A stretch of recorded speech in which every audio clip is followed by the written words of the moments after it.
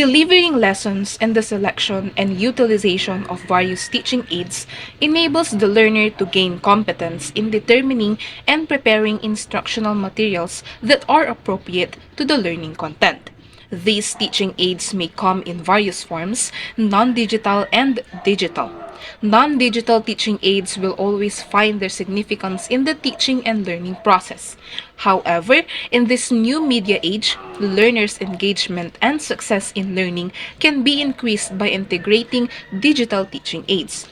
In addition, future educators must consider the aspects of using non-digital and digital teaching aids, both as instructional and educational tools. Teaching aid helps students learn in various ways. To get students to listen attentively in an engaging way, teachers employ a different teaching methods.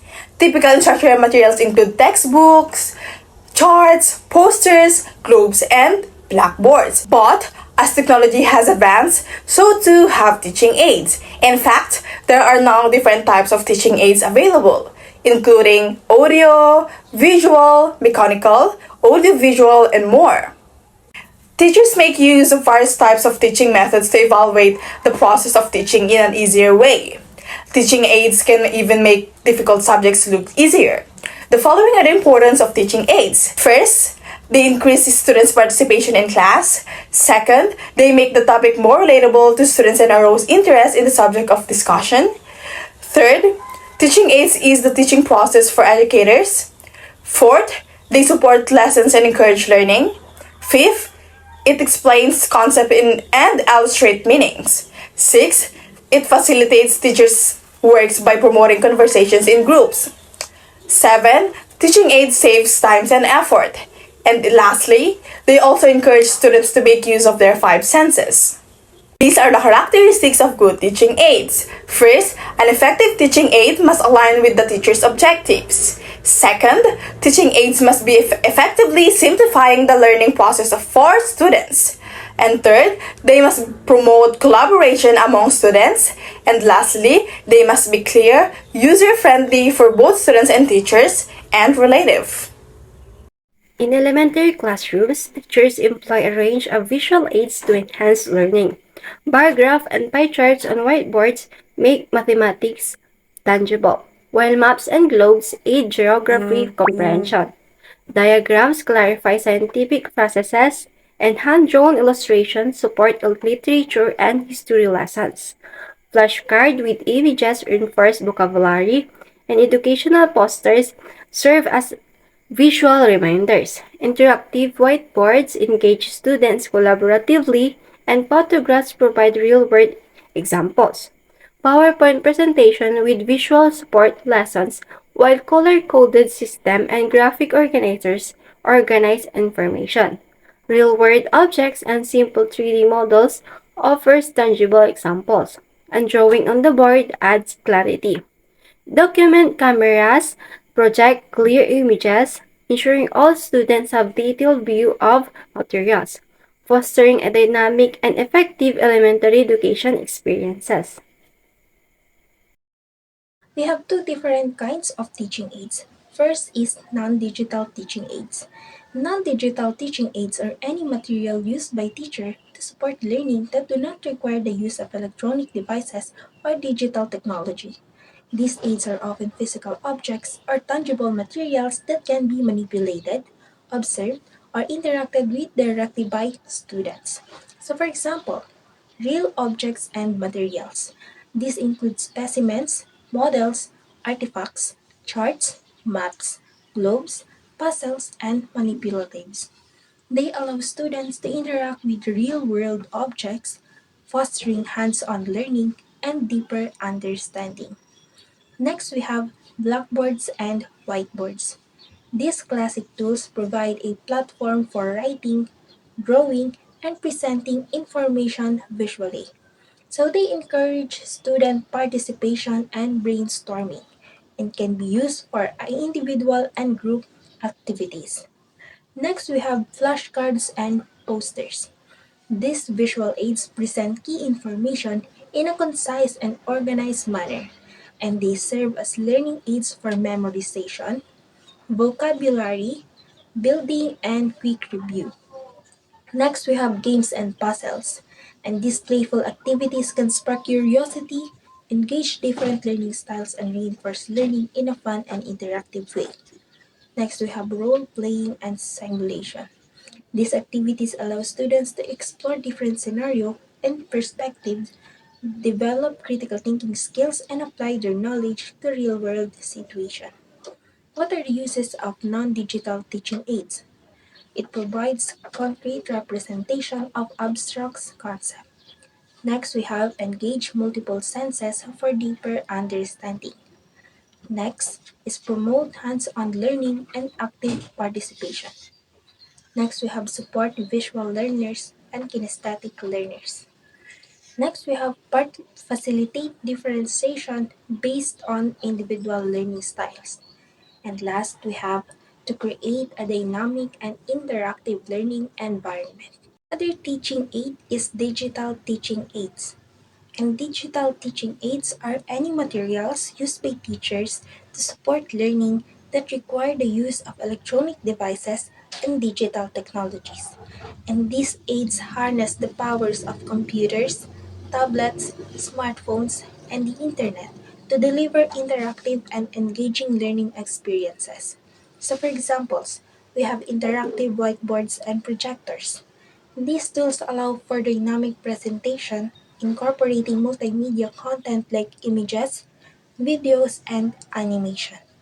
And they facilitate interactive activities and collaboration between students.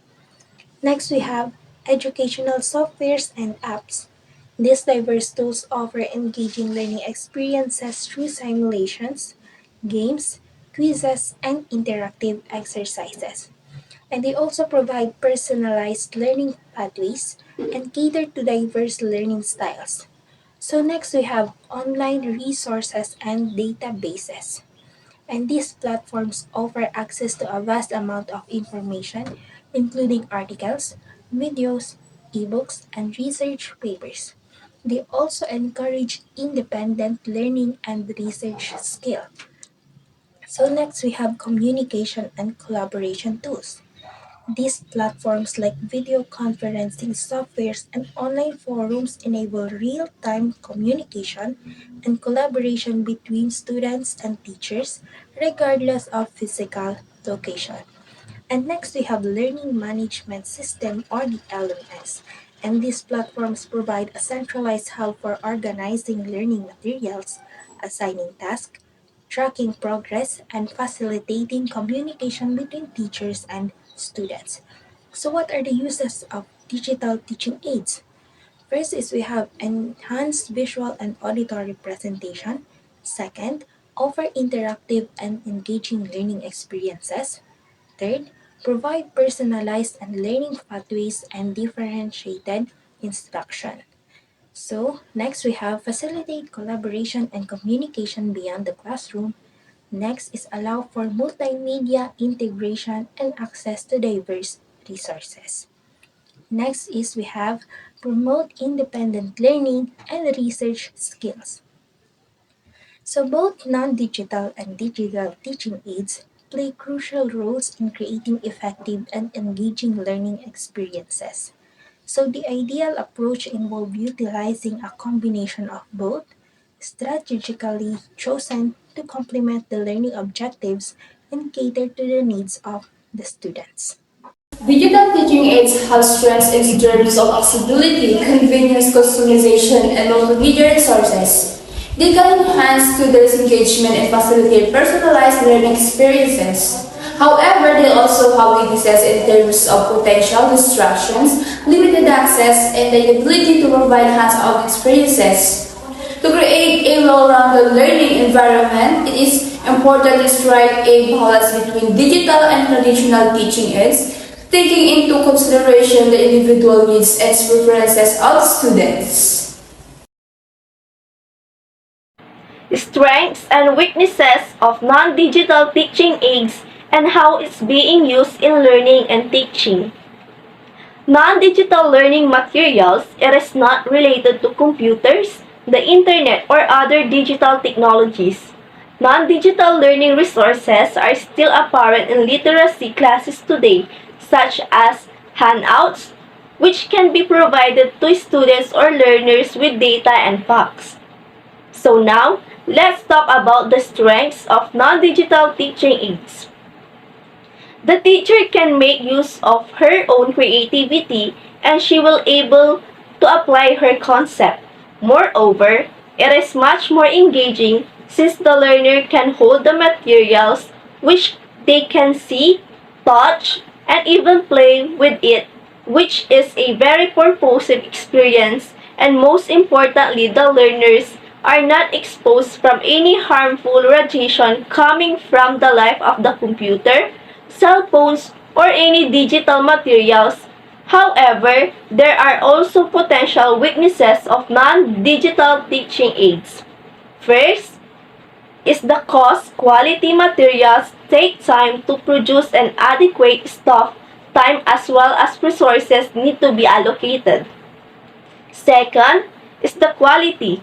Teacher-made materials will not normally have the same standard of design and production as commercial materials. They are not presenting same image as the original one, and lastly, it will be easily damaged like other clear up and geared up.